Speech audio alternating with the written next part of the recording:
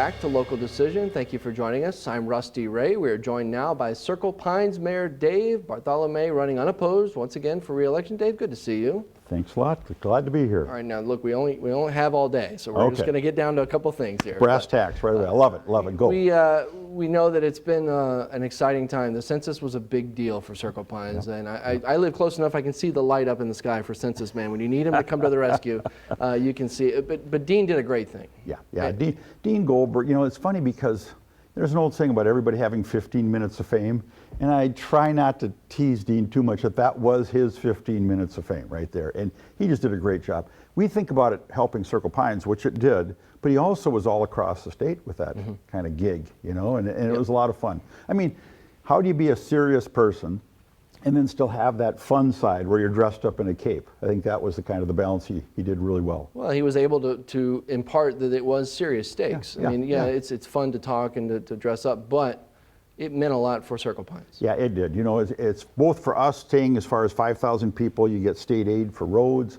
You know, that's hundreds and hundreds of thousands of dollars. And then, of course, all the things it does for the school district and everything else. Yeah, it's a big deal. You know, it's hard to imagine you have folks in your community and then you kind of can't count them all, can't find them all, right? It's quite a process. A lot of time and money is spent on that. Yep. Another big thing that's come up recently is kind of a restructuring or a reassigning of some organizational duties for the Centennial Fire District. And that's a big deal. SBM and Chief Charlie Smith going to be taking over or have taken over administrative duties. That is important, it seems, and you and I talked about this before. It allows Centennial to keep its identity. That's important, right? Yeah, you know, one of the things that you're always balancing is, okay, you have this need for service level. You also have these volunteers, or what they call paid on call. So these are folks that donate a lot of their time. Now they're getting paid 10, 12 bucks an hour, you know, for their trainings and stuff, but they're pouring themselves into it. And you want to be very careful with how you manage that, because if you do something wrong, if you upset them, you know, they could just walk. And if they just walk, what happens? So all across the country, we've seen this concern of the dropping numbers of volunteers. And that kind of forces folks to do more of a professional, full-time, paid thing, which is very, very expensive. And you're always sort of trying to avoid that. How do you get good service, involve your community, and still make it you know, a good time for these folks? And so, yeah, I think it's a really awful, innovative contract. You know, the idea of contracting for leadership. And so what we did is we kept our own firefighters, we kept our own trucks, we kept our own name, our own jackets, everything else, so a citizen wouldn't know the difference. On the backside, we have some really strong fire chief kind of leadership in Charlie Smith. We also we train now with the Spring Lake Park, Blaine, Mounds View folks, and they have better facilities because they're bigger. So they have better facilities, better training sessions. So our people now are getting better training. We're leveraging the bigger department. We're having better response times, especially during the days and stuff. You know, 2/3, 3/4 of the calls to a fire department are medicals. Yep. I mean, it's somebody who's fallen, it's somebody who's had a heart attack and stuff. And so it's a really critical service. Ever since Lino Lakes picked up their marbles and went home, we've been a smaller department trying to figure our way through it. We did a lot of surveying, a lot of studies, and this was the path, and it looks really great. Something that many folks might not think looks so great is the Down Under. What is going on with that space? It's a prime spot, and yet it's still a pile of rubble. Yeah, it's just horrible. One of the things you realize in this job is that you don't get to snap your fingers and make things happen as quick as you'd like. You know, how do these things take so long? Well, the truth is this is privately owned, right? These folks own it. They've owned it for decades, and they don't want to sell it, and they keep thinking they're going to develop it, but they never seem to quite get there. You know, there's plans for a music cafe years ago, then that faded away. And the trouble now is it really is blight. It really is. There's a whole bunch of legal processes we're going through to kind of get this all taken care of, and it takes much longer than you want. And the thing that really struck me was years ago I went to a League of Minnesota Cities annual conference, and this guy was there giving the keynote speech talking about what's your community known for. And he was basically saying, you know, you think it's because of all your great parks or because of this or that. And he said, often it's because of that one bad thing that's going on in your community. And when he's talking about that, I'm thinking to myself, geez, he's talking about the Down Under. You know, that people know us for the down under. And you're thinking, no, that's just a little blip over here. We're going to try to deal with that. But you need to get that done. It's right on our main drag of Lake Avenue, and it's just too much. We got to get it figured out. And we, we're probably going to have to spend, well, we are spending money to try to go through the legal process and get it done. And it'll be a big celebration. I thought when it came down 4 or 5 years ago, I thought that was the beginning of, and it just came down and nothing happened. The rubble sits there instead. So it's really frustrating. So working on it. Oh, a work in progress, Right. testing a person's patience, no doubt about it. Redevelopment in general, is that something that is in the future in any form for Circle Pines? I mean, Lexington's been doing it now. They're tearing down, they're buying, and they're building higher density housing. I don't know that that's going to happen in Circle Pines, but for commercial, is there any room? It's built out for the most part, right? Yeah. Is redevelopment going to be a part of Circle Pines in some form in the future? I think it will be. Circle Pines is totally built out. So there might be a lot or 2 or 3 left, but it's all full. It's been that way for 15, 20 years. You do have a couple of aging, sort of what we would call strip malls. The one with the Rusty Cow, formerly Matthews there. You have the one where the License Bureau is at on Lexington Avenue. Both of those need a facelift. They need a redoing of somehow. Again, now we're back to that same thing again. These are not city owned, they're privately owned. So you try to think, what's the best way to encourage that to happen? Do we have some kind of low interest financing program we try to do?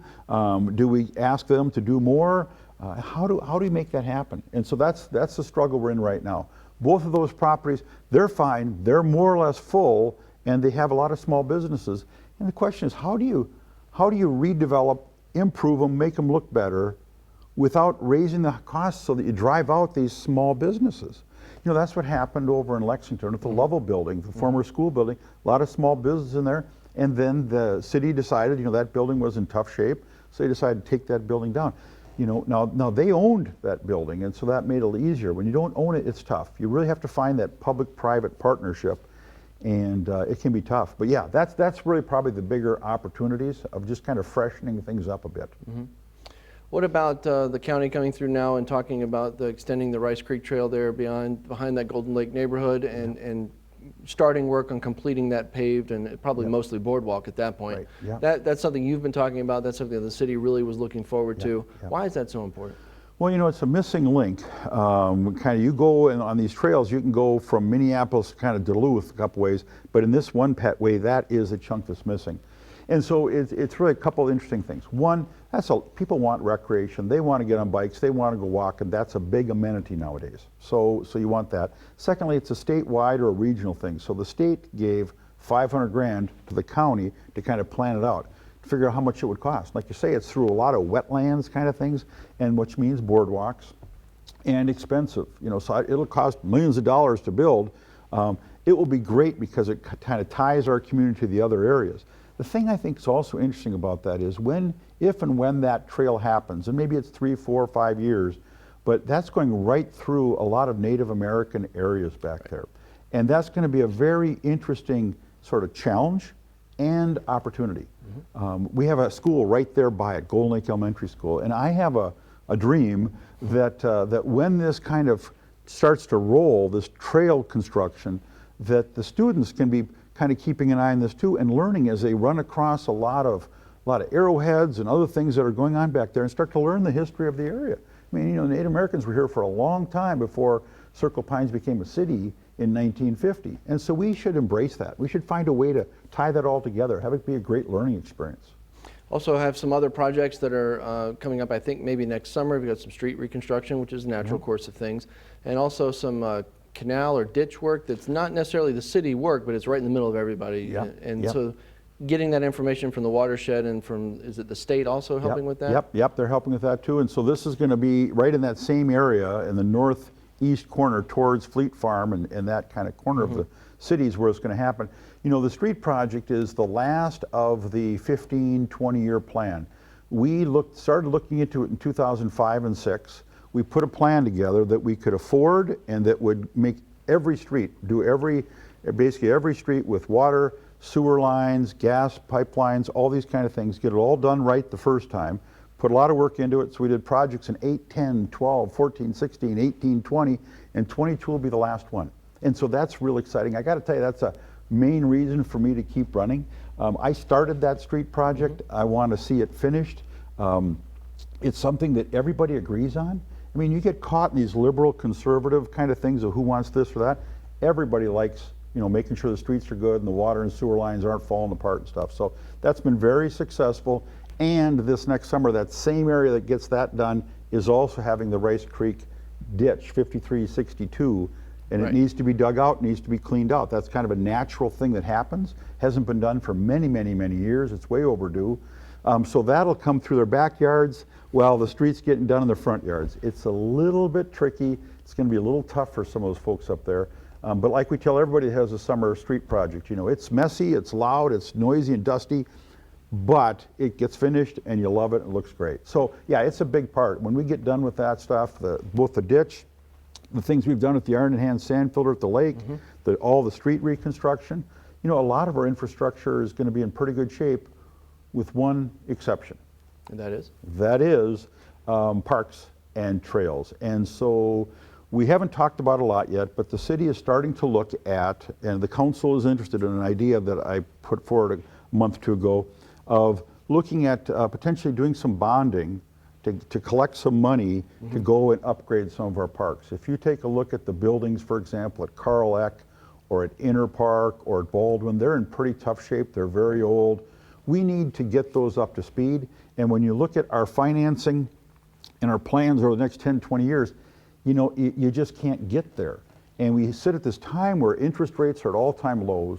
We have a great bond rating because of our financials. And so we're going to be looking at doing a little bit of studying over the course of next spring and summer to figure out if we were going to upgrade these parks, get them good for the next 50 years like they've been working, what do we need to do? What's the list? How much do these things cost? How much can we afford? And try to figure out if there's a way to kind of thread that needle and make that happen. Now, if you've got streets and infrastructure and your parks looking good, I mean, you've really taken your community and shaped it up for the future. Well, when you don't have a lot of turnover on city council or a longer-term mayor like yourself, those things become a little easier to kind of look forward and try to plan out. Yeah, one of the nice things is we're not fighting fires. We don't have fights within ourselves. I was explaining to a group of people in a presentation the other day that I like where I sit. I have people on my council that are more liberal than me and more conservative than me. I kind of like being a little bit in that middle sort of slot. And we've got good people that have worked together. They're a good team. We just have to be careful. You can't get too far ahead of your community, right? I mean, this is all about what does the community want? How much do they want to pay? And so we have to always be thoughtful of that. And I think that people are pretty happy, pretty satisfied. Folks tend to think if you're running unopposed, that means people are happy with you. I'm never quite so sure of that. I think that maybe they just look at this and say, why would anybody want that job for $4,000 a year? But it's all about servant leadership, and I just love to help out, and so that's why I've been doing it for so long. I do want to ask you about this. It's certainly not your responsibility, and it's not even under your purview, but it's something that you care about because it's your community. It's been tumultuous times for Centennial schools in terms of their school board and parents showing up. Certainly COVID is a tough situation to deal with, but there's also the talk of race and equity and people coming up to their own conclusions about what is and is not being taught or is not being addressed. Right. I know you know and are seeing this and are hearing people talk about this. Again, it's not the city's responsibility. However, it's a big part of your community. Is it something where there needs to be more listening on everybody's part, or is it something where you think that the steps are there and the programs are in place and the ideas are in place, it just has to kind of play out? Yeah, that's a good question. And of course, I love our Centennial schools. A few years ago, I was put into the Hall of Fame. Right, you were. And I never attended Centennial schools, right? Everybody, I think, in the world knows that I'm from Fargo, North Dakota. I kind of put that out there quite a bit, usually as an excuse for, poor performance or behavior, but just joking. But yeah, I love our schools. I was talking with a group of city and county and school board people the other day in a live broadcast from Staples, and I was telling them that the first thing when these things started happening, the first thing I did as the mayor was just pick up the phone and call our superintendent. We have a new superintendent, Jeff Holberg, who's doing a great job. Call him up and say, listen, this is your world, not mine, but boy, I am there for you. I want to help. What can we do? I think what's happening, first off, this is part of a national kind of challenge. Part of it is a political effort. Right. There are organizing folks that are coming into Minnesota from outstate and getting everybody worked up about some of these issues. We're not teaching critical race theory. And this is all just stuff that people are using to divide us. And so at the end of the day, we all know that the schools are the most important part of the community. That's why people move to our area. They want to be in the school district and stuff. So we have to help out, try to figure out how to be a little more patient, how to work with things. The other thing that's happening here, beyond all the politics and the rhetoric and the masks and vaccines and all the current stuff that they're dealing with, is that our communities are changing. You look at that census information and you start to parse it apart a little bit and you're realizing, wow, we're becoming much more diverse. And we sort of have one of two paths you can go. You can kind of, put your head in the sand and say, well, we're still 89% white instead of 94, 95. Or you can take a look and say, you know what? Times are changing. How are we as far as welcoming people, understanding people, making sure that our schools and our communities are good, safe places for all these folks to come, to grow, to learn? And so that's why it takes a city and a school district, I think, to work together. And we have 5 cities in the school district for Centennial, and that makes it kind of challenging too. But yeah, we've always been up front. We want to work with the schools.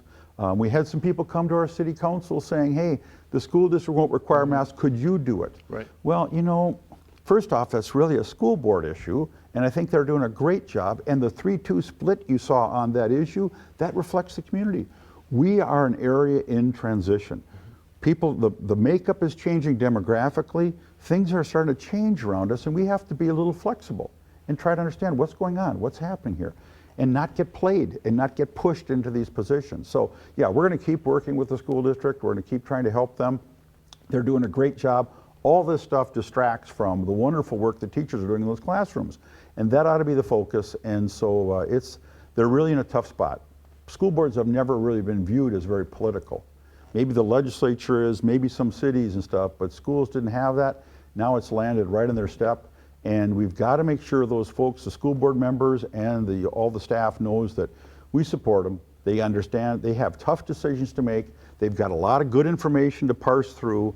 And I'm awful proud of how they've done so far. Okay, that'll be the final word. Hall of Famer Dave Bartholomay. Well, always good to see you. Thank you very much, Rusty. You got it.